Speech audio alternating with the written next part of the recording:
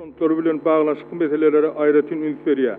در ولایت لباپی ترکمنستان مقامات کارمندان دولتی را مجبور میکنند که کتابی به قریبی نشر شده پرزیدنت قربانگولی بردی محمدوف اساسهای دولتداری ترکمنها را بخرند، مینویسد آزادلیک. ضمناً کتاب را تنها در چند دکان کتاب فروشی مرکزی ولایت پیدا کردن ممکن است. 4 سپتامبر تلویزیون دولتی از نشر کتاب نوی پرزیدنت قربانگولی بردی محمدوف خبر داد. رعایت نکردن طلبات مذکور با خیانت به وطن برابر دانسته می شود. ارزش رسمی کتاب تا حال معلوم نیست. طبق بعضی معلومات ها ارزش کتاب تقریبا 60 منات یعنی 17 دلار ایالات متحده آمریکا با نرخ دولتی می باشد. کارمند یکی از کارخانه های محلی به خبرنگاران گفت که کتاب نوی پرزیدنت را با نرخ مذکور خریداری نموده است. یادداشت میکنیم که آخرین ماه اوگوست سال روان در مغازه‌های دولتی ناحیه فراپی ولایت لباپ ساکنان در برابر آرد و نان مجبور بودند که صورت پرزیدنت را با ارزش 20 منات یعنی 57 دلار با نرخ دولتی بخرند. در آن وقت آزادلیک خبر داده بود که خریداران از ترس اظهار ناراضگی خود به این شرط راضی شدند، زیرا کارمندان میلیسا و امنیت ملی